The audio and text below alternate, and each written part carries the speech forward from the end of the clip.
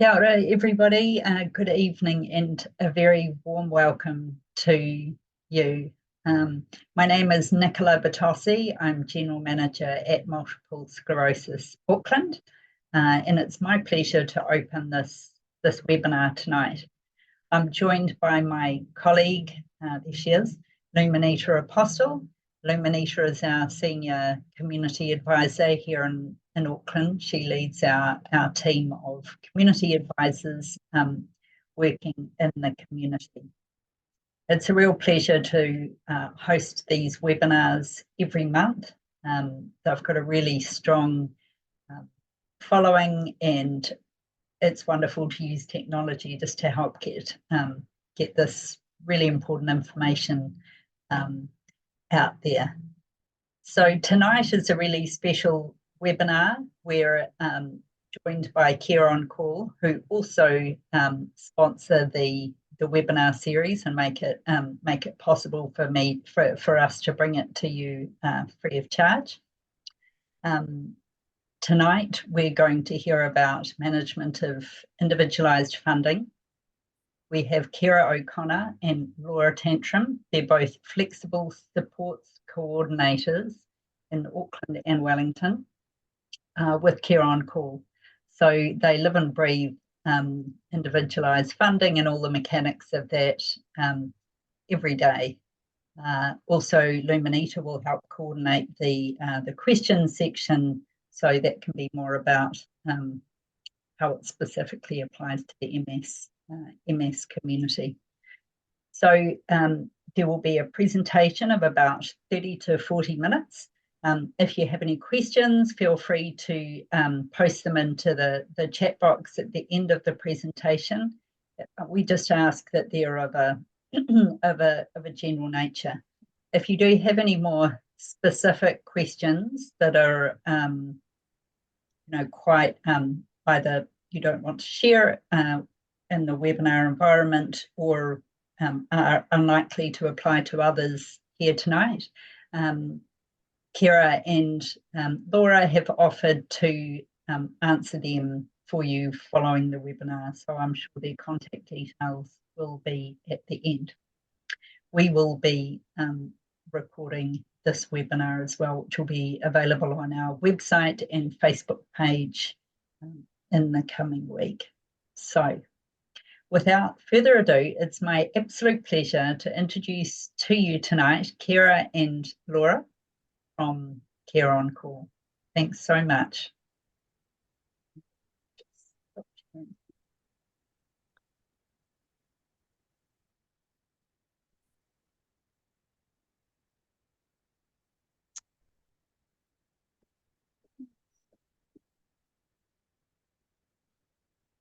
Thank you, Nicola.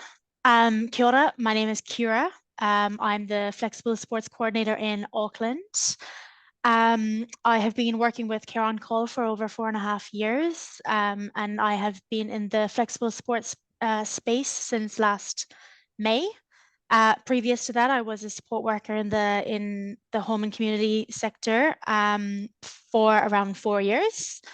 I've studied health and leisure and specialised in adapted physical activity, where I've mostly worked with people with injuries and disabilities through rehab or programs for independence. So working in this space is an amazing sector, and it's something I'm really passionate about. So I'm very excited to be here with you guys tonight. So thank you.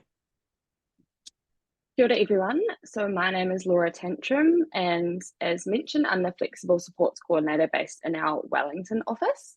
So I cover the wider Wellington region, including the Wairarapa. And I've been with Care on Call for just over a year now. And I was fortunate enough to be one of Care on Call's first flexible supports team members. So I have also helped set up some of our first individualised funding clients that we do support up in the Auckland as well. And my background is I studied a Bachelor of Health at Victoria University, majoring in health promotion. And I'm super passionate about helping people and working with people and just seeing the difference that things like individualised funding can make in their life. So thank you all for joining tonight. So a little bit about this evening's format. First of all, we'll go into what individualised funding is and the Enabling Good Lives principles. Then the process around accessing individualised funding, what the needs assessment looks like and the process there. We'll discuss host responsibilities and then what it looks like specifically to have care on call as a host provider. We'll go through the purchasing guidelines that are set out by Whaikaha, go through some purchasing examples of situations that we've had with some of the tangata that we support, and then we'll have some time for questions at the end.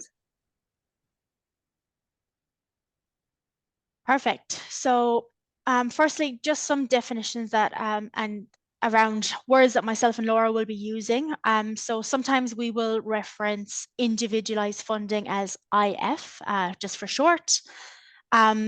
Also, we would be using the word tangata, meaning human being, but for us, it's about our clients. So our clients to us are tangata.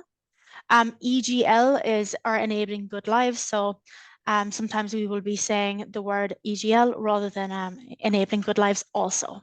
Okay, so this then moves on into what is individualized funding. So individualized funding is a self-directed funding from our ministry where you can purchase your own disability supports.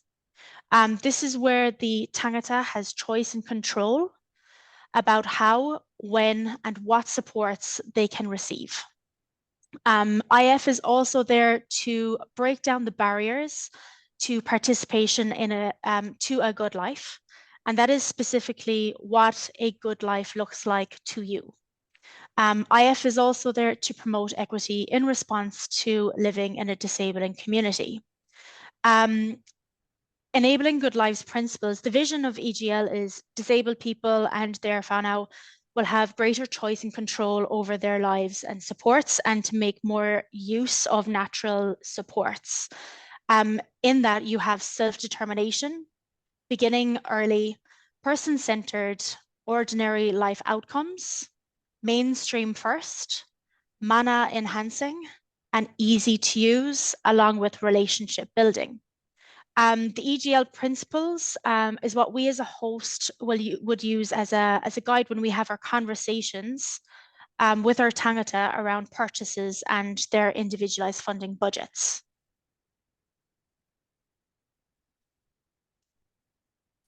Awesome. So that takes us into how to access individualized funding.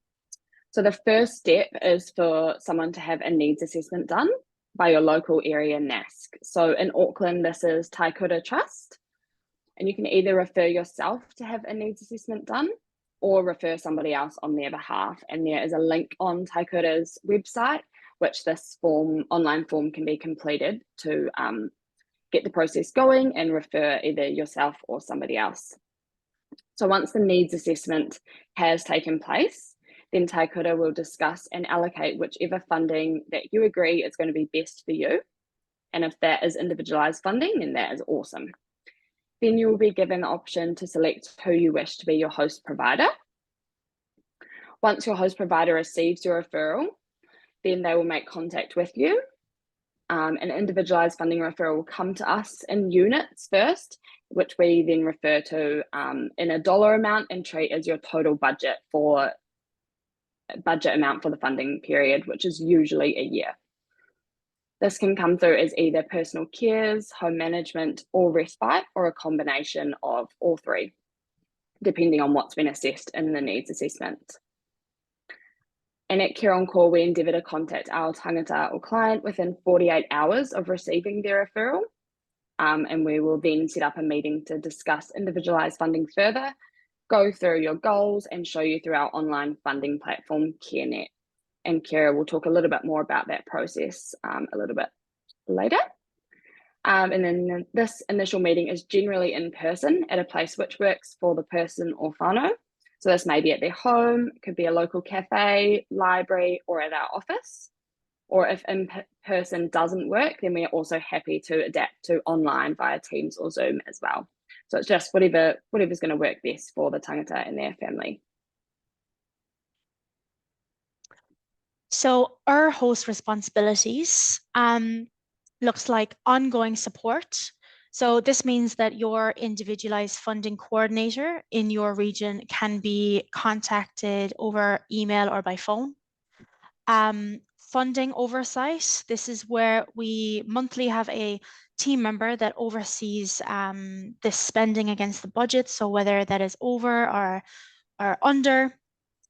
The CareNet funding platform. This is a tool for you to have access to your funding. So on that, you'll have your budget planner, you have a place for your claims, accessing timesheets. And one of the best things here is that there is an easy how-to on the platform also with videos so that you can navigate it as easy as possible. But that also goes into ongoing support where if you are unable to access anything or do anything, then your coordinators are there to give you a hand as well. Payroll services. This is for tangata or clients that want to become employers and have employees, but don't necessarily want to do their payroll services. So Care on Call would act as intermediary for your payroll. This comes at a charge to your budget, but we would guide you through this also. Something that's very important to us as an option for our tangata is for face-to-face visits in that initial meet so that we can have a good connection with our tangata. Alongside being responsive and accessible. So having coordinators in your area with good communication will help us all to have the best outcome with your funding. Create an individualized support plan to follow goals or purpose of the allocation. I'll touch more on this on the next slide. But after that, then added value services. So this is something that we would also have available. This is an example of this is if a tangata wanted to become an employer, but doing the paperwork might be a barrier. Either with time or being overwhelmed, then this is a service that we can provide at a charge to your IF budget also, where we would guide you on how to do all of your documentation just so that it's done correctly and it's a bit of a burden off of your head. Next then, once we go through all of those, our initial meet is what happens next. And this is where we look at our purpose and our plan. So in our face-to-face or team or Zooms, whatever our tangata is most comfortable with, then we would discuss the purpose goals of your IF budget. And this would run alongside the discussion you have had with your NASC during your needs assessment. And this is how we would make your goals. If you are unable to think of goals or unsure how to use your funding, this is where we also come in just to guide you in that way. To do this, then you would need to look alongside your budget planning, which is on the CareNet platform. Once we have our goals, we would send you back an overview of everything that we have spoken about and how the plan is going to be put in place. To do this, keeping the budget in mind, we would go onto the budget planner. This is an easy visual on how to plan the budget. And you can put in expenses, either whether it's purchases or support worker hours, and see what supports look like to you in your budget and what we are able to afford, essentially. Again, it has access to your timesheets, claims, and statements so that you can keep a look at it on the funding as the months go by. And again, if you have any problems with accessing it, then we are there as coordinators to help you with that. In terms of reviews, once both of those have been done, we would do a check-in around 8 to 12 weeks to see if our tangata are engaging with the funding. If there has been no engagement, then we would touch base and see why. And in terms of that, you would look at what are the barriers for the tangata for using the individualized funding budget, and how us as coordinators can remove those barriers so that we can get using the individualized funding budget. We would look at whether maybe it's a better explanation of the goals and how they're going to work, or maybe it's that an added value service is needed for paperwork so that we can get an employee set up for carers. Later on in the budget, we would, at 9 months, look into your budget and we would do a progress report and budget review to see how your spending is tracking and if we've achieved any of our goals. And then what goals need to be brought forward or changed. And because as individuals, our needs are constantly changing, so it's just good to do a check-in.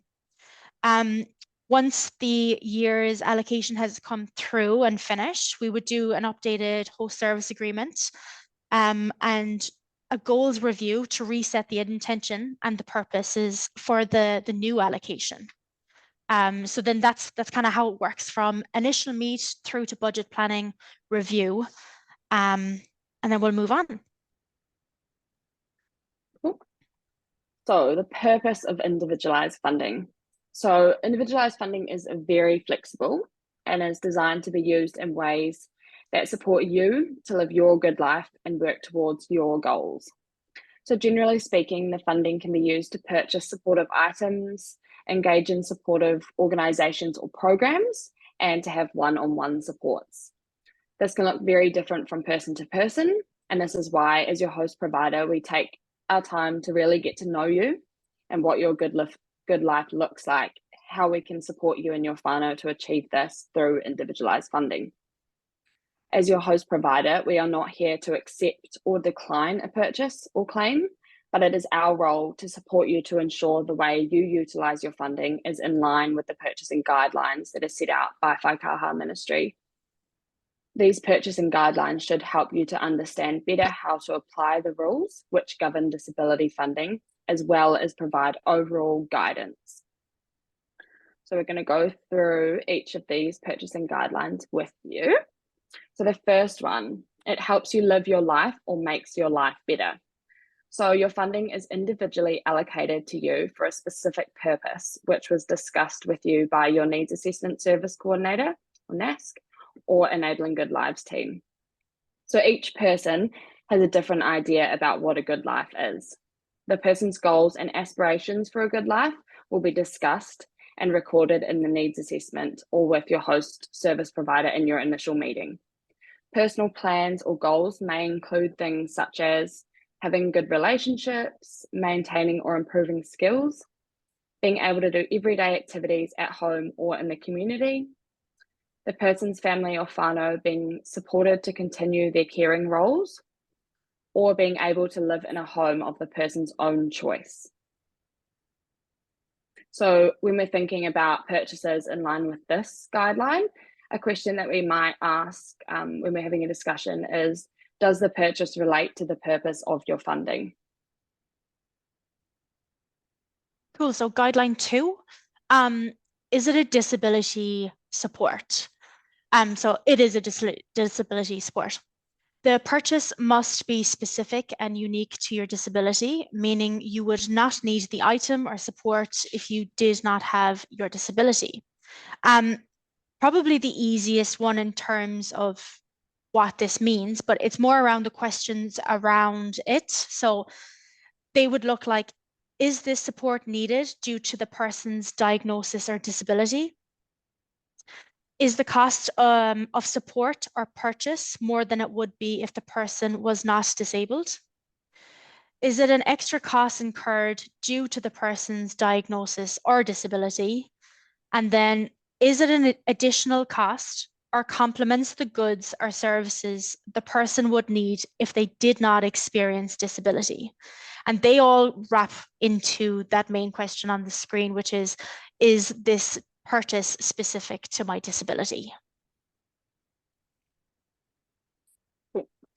Our next one is reasonable and cost effective. So the purchase is cost effective, reasonable, and fits within your budget. This doesn't always mean the cheapest option. Cost effective means the purchase will give you a good outcome without costing a lot of money. So generally, the support should be reasonable, which means that the support should cost about the same as or less than the market price of comparable things. Cost effective means the best available outcome for the money spent. So it might cost a bit more than another type of support, but will help the person more, it will last longer, or mean that less is spent on some other support now or in the future. So when we're thinking about this, we might ask, thinking about your total budget, does this purchase make good use of the allocation on something that will make a lasting impact?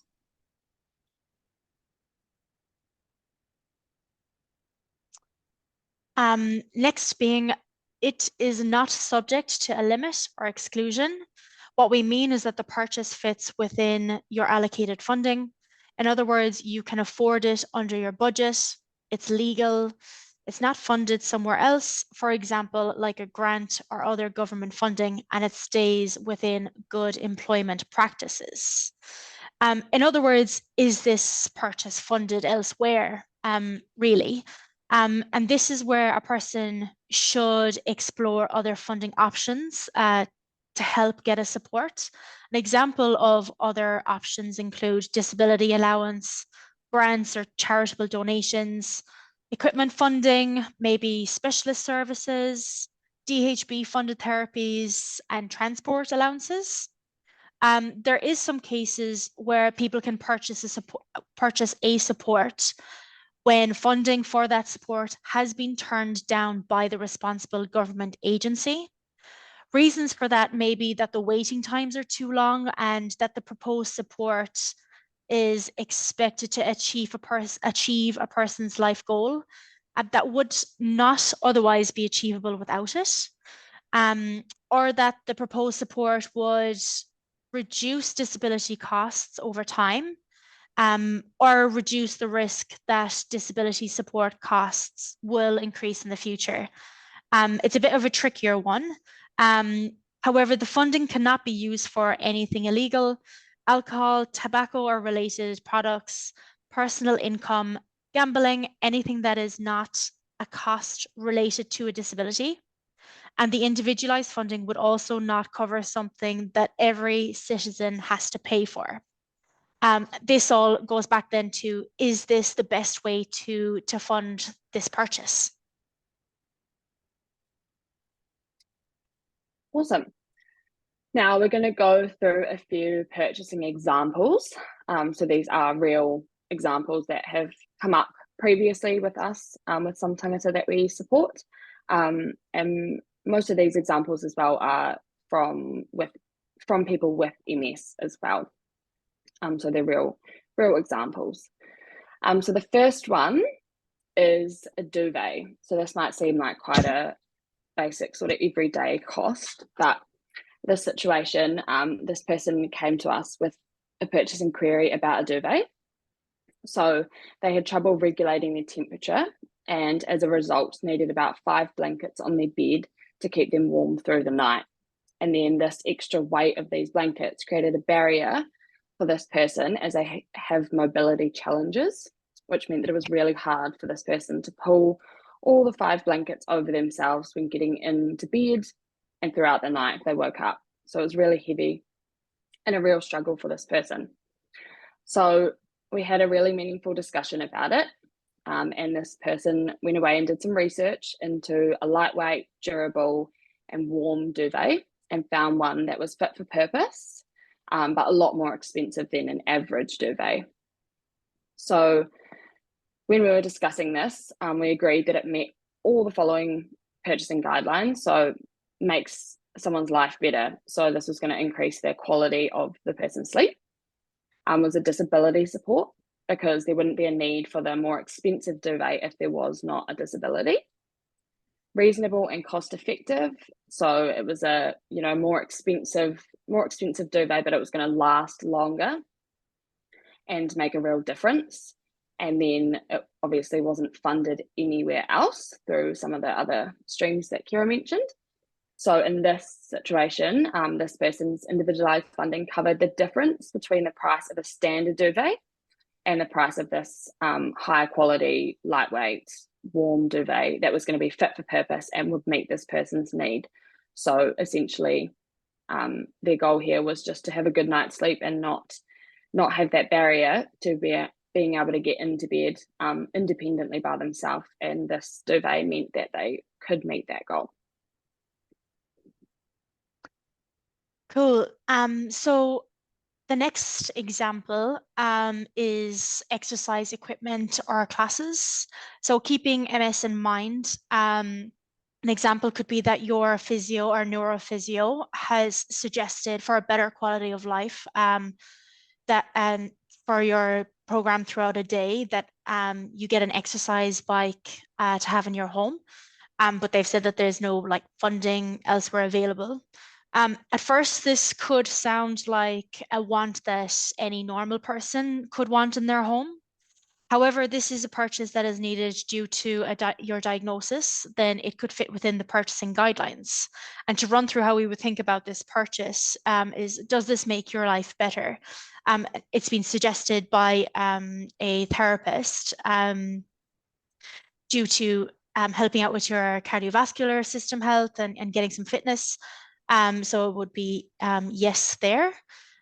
Is it diagnosis related? Yes, your specialist has stated that you need it due to your diagnosis. Is it cost effective and a reasonable purchase? Initially, this machine could be seen as a higher upfront cost, but in the long term would be more cost effective than, for example, going a gym membership. And also by having one in your home, it increases accessibility at all times. And then is it funded elsewhere? It's not, so it would be a good use of funding within your individualized fund of your budget within your individualized funding. Same if your physio has suggested a home program for balance or just general like functional mobility, where you need maybe weights or bands, balance equipment, so you can do exercise programs at home, then having a discussion around what the extra cost of that equipment can be looked at also. And another example here as well is that there are classes that can be done specifically for a diagnosis or a disability. And these are targeted, and lots of classes are targeted at strength and cardio and balance, but some of them aren't done by therapists that have maybe MS in mind. So attending classes who have coaches that are trained in adapting classes specific to you is also something to have a discussion with your host about, as it is a disability related cost or a diagnosis cost. So something like classes there would be something that could be covered also. Cool. The next one is a stair lift. So we had somebody come to us asking about purchasing a stair lift. So they lived alone in an apartment building in the CBD. So access to the community was super close and important for this person because they did have reduced mobility, but they were unable to use the stairs.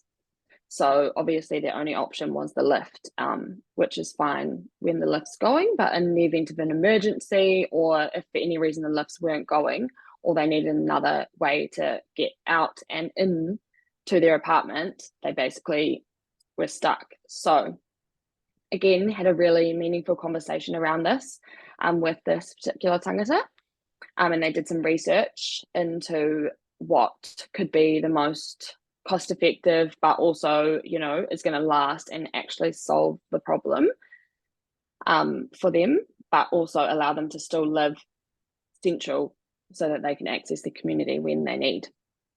So they did some research and found this portable stair lift that basically could kind of clip on to the stair rails, and they could use that to get down, up and down the stairs. So obviously it was quite a more large purchase for this person and their budget. So there was a lot of conversation around it just to make sure that this is a good use of their funding and it meets their goals. But after having a conversation, we all agreed that this purchase met all the 4 guidelines. So it was going to make their life better by creating a safer and more accessible living situation for them. It was a direct disability support because obviously it wouldn't be needed if this person didn't have the reduced mobility due to their diagnosis. It was reasonable and cost effective. So it was quite expensive, but it was the most cost effective option and safe option that was going to be effective long term and last, and rather than, you know, maybe a cheaper alternative that wasn't actually going to be practical. So it was the most cost effective long term for their budget. And then funded elsewhere was a little bit trickier for this one, because we had to look into some grants, spoke to occupational therapists to see if there was any way that this kind of equipment could be funded through any of these other streams. But the wait times were going to be way too long. And obviously this was quite a urgent or quite a priority for this person, so that they had safe access in and out of their building at all times. So given the long wait time, that this was going to prevent this person from having a safe and accessible way to get in and out of the building, then their funding funded the full cost of this dealer for them in the installation. Cool. Perfect. So next is respite. So firstly, what is respite? Respite is taking a break for a few hours or a day, an overnight, or longer from your caring responsibilities. It can feel hard to take a break from caring, but taking time out for yourself can help you feel rested and re-energized. So it's very important to get some breaks. And respite can be a break away or a break in your home. Respite also refers to respite for the tangata or the client away from their everyday routine, but also a break for the person providing cares also. Individualized funding can be used to purchase respite through employees as support worker hours, agency hours, or we can have a discussion around what respite looks like to you as an individual. An example of this would be a full-time carer wanting to use some time to get back into art classes as respite. Maybe it was an old hobby, but they no longer have the time. So the funding could be access to support hours for a support worker to come spend time with the tangata, so that their full-time caregiver can go attend an art class to go and have a break. The funding would cover the support worker for the tangata and potentially the cost of the class or the travel, depending on the conversation that happens with the host as to what respite looks like to them, what the needs are. And again, this would all be referred back to all of the guidelines that we've gone through. Another option here as well is, along with Care on Call being your host, we are also a home and community agency where we have a pool of our own support workers across the North Island. So if becoming an employer is not something that you as a tangata client would like, but you do want somebody to come into your home to provide care, then this is an option that we can discuss either at the initial meet, or if your needs have changed throughout the year and you're unable to go down your own employer route, then we can help you as a private client within our agency also. And then this is how it's a good example of respite can work within a flexible sense, is that you can use your own employees for support worker hours, but you can also use a mix of using an agency like ourselves where we could provide a support worker, all depending on what your individual needs are, and what respite looks like for you essentially. So there's lots of options, and it comes down again to that connection and that conversation that you would have with your IF coordinator, so that we make sure that you get your needs met. Perfect. Cool. So now we've got some time for some questions. So I think Luminita is going to facilitate that section. Oh, I'm here. Thank you so much for the presentation. Look, it was really, really well done, and lots to digest for everybody. I'm not, yeah, it's great that it's being recorded so it can be reviewed and reanalyze everything that you guys have presented. Really, really good. Probably one of the most common questions is around respite, and if you as an agency can provide respite outside the tangata's home using individualized funding. It's something that you can advise on, or? Yeah, so we've had a few different, or I guess creative ways for providing respite out of the home. Yeah. Because obviously for a lot of people that's just doesn't work. So a few, or one example of a way that we've done that is either for the tangata themselves, if it's for their carer to get some respite, then them going out of the home and staying in perhaps a motel, hotel, Airbnb, staying somewhere else for the night, and the funding would cover that accommodation cost for them and both them and a support worker, should they need that, to then provide the primary carer with some respite and some alone time in the home. Mm-hmm. And then the alternative to that would be basically the opposite. So the support worker coming into the home and providing those supports to the tangata, and then their primary carer going out and staying in a hotel, motel, Airbnb, something for the night, and then having their respite that way. So that's kind of one example. Yeah, that's fantastic. Yeah. And, so yeah, and for people that need kind of close to hospital care, is there an option to liaise with agencies that provide that type of care just for respite, or? Yeah, definitely. Yeah, so they can, with individualized funding, although we're their host, obviously we can provide support workers, but if they need that kind of residential level or hospital care, then we can recommend some agencies, or they're welcome to engage in any other agency, and their funding can still pay for that. Usually they can just invoice, and they can submit the invoice, and we can pay the invoice directly on their behalf from their funding. Thank you for that. We've got another question. First of all, it says, thank you for the clear presentation. Much appreciated. I'd like some more clarity around being an employer. Who would register with IRD? Who is responsible for health and safety? Who pays into KiwiSaver, and so on? So, you happy for me to answer, Ciara? Yep, go for it. Okay, cool. So around employment, it's up to basically the tangata or their whānau who wants to register as the employer, but it would need to be either themselves or a family member, someone that can authorize that the supports are taking place. Basically, they would need to register as an employer.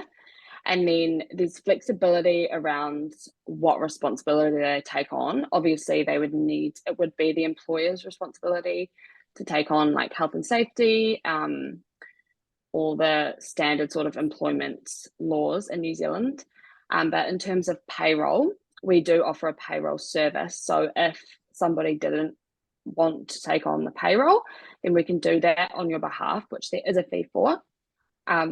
But essentially then all the employer would need to do is sign a bit of paperwork to get registered and get it all set up. And then ongoing, it would just be a matter of approving timesheets, and then we basically take care of the rest. So paying tax, KiwiSaver, ACC, all of that stuff. That's great. Thank you.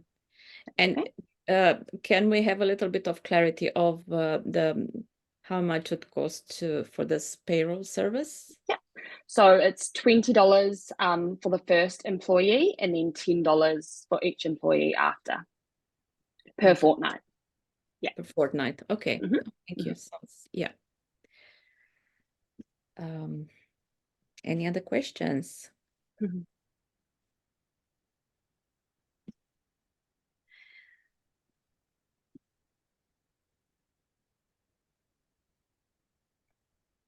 I'm just thinking at the time of the needs assessment, so here in Auckland, people under 65 are assessed by Taikura Trust. And the time of the allocation of the funding, you know, are you being contacted by Taikura Trust to provide the service for the client, or how does that go? Or the client needs to self-refer to your services?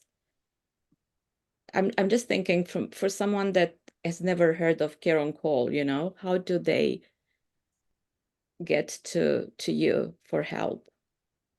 So what would happen there is normally when they would receive their allocation, Yeah. they're given their service authorization, and then they would be given a list of hosts so Yes. that they can look through it, and then we would ask them to call these hosts to see what kind of response you get. And then you can ask the questions, and that's where you would have input around your goals, and that's where you get a feel for how you would work together is number one.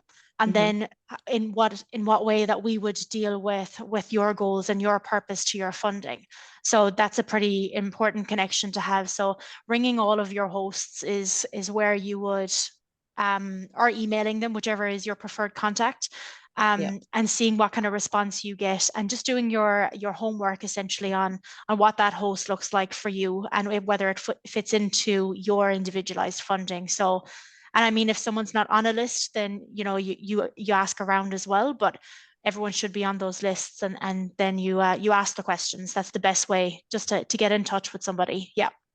No, that's excellent. So your name is on that list.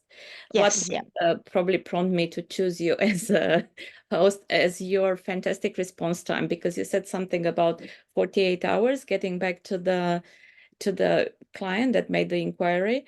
It's really fantastic. I mean, yeah, because usually it's a lot of waiting until you get in touch with the service provider, and yeah, it's just not easy. And sometimes there is a bit of urgency, you know, around the services, and they need to be implemented as soon as possible. So it's quite hard. Yeah, Definitely.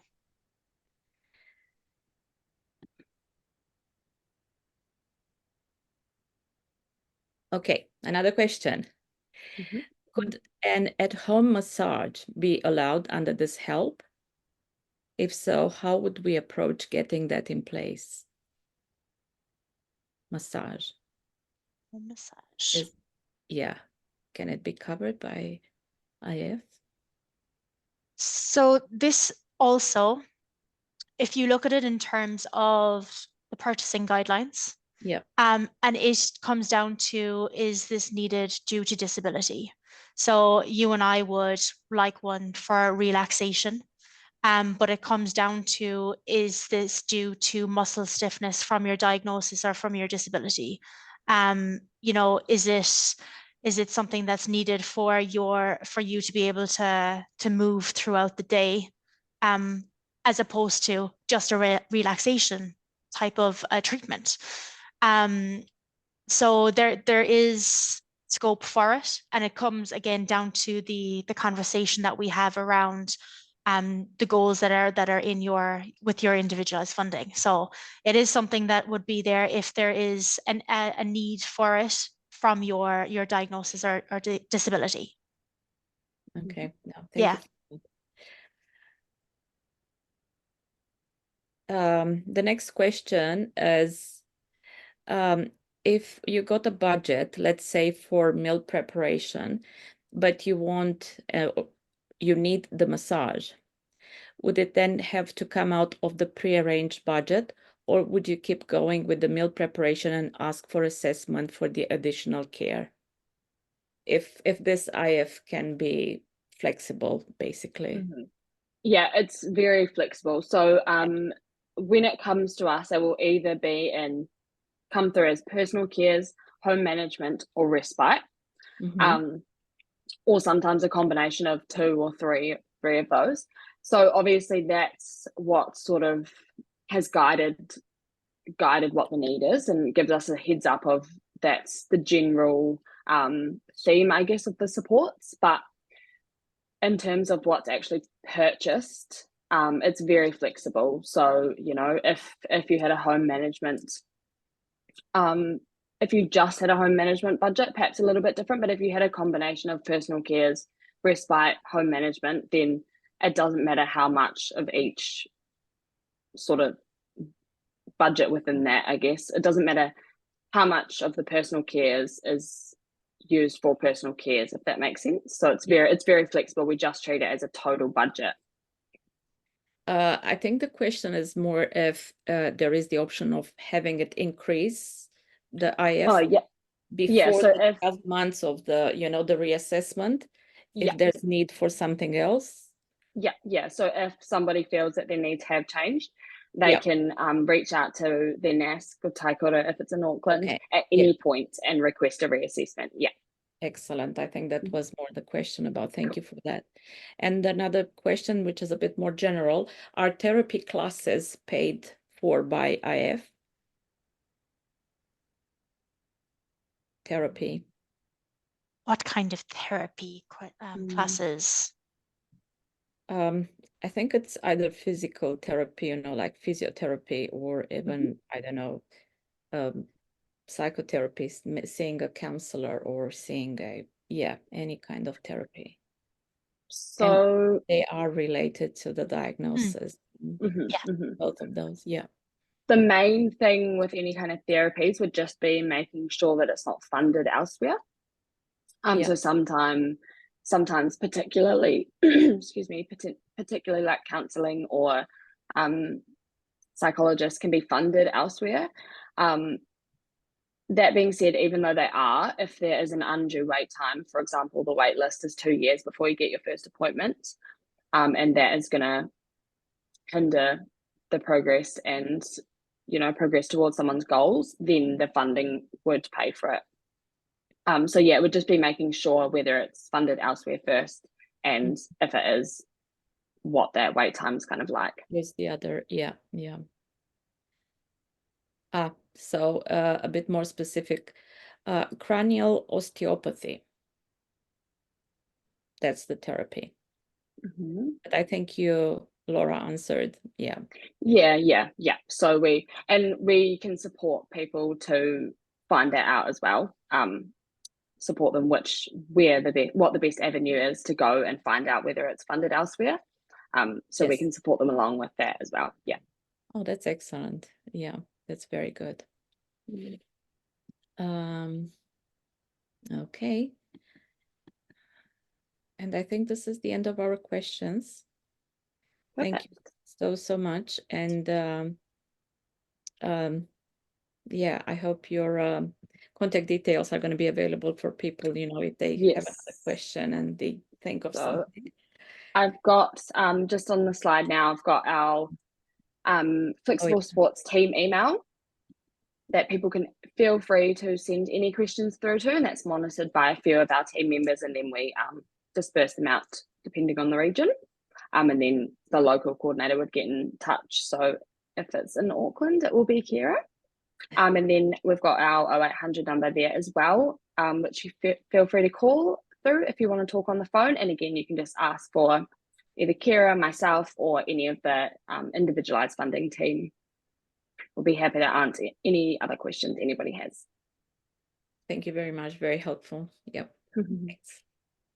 And that's very generous of you as well to offer to answer further questions. So thank you so much. Thanks, Manita, Laura and Ciara from Care on Call, and for everybody who's joined us tonight. Thank you so much. Ka kite.